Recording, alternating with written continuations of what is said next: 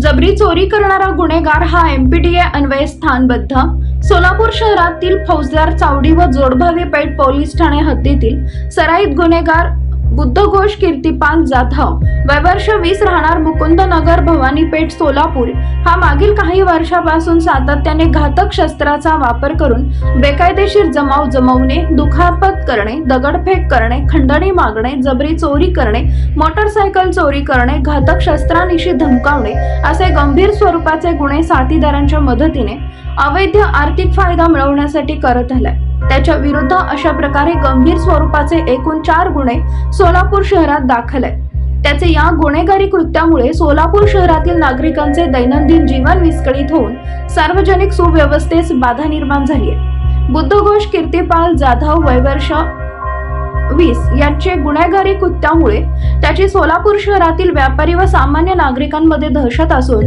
त्याच्या विरुद्ध सामान्य नागरिक उघडपणे पोलिसांना माहिती देत नाही। बुद्धघोष कीर्तिपाल जाधव यास त्याच्या गुन्हेगारी कारवायापासून परावृत्त करण्यासाठी सन 2023 मध्ये क्रमांक 110 CRPC प्रमाणे कारवाई करण्यात आली आहे।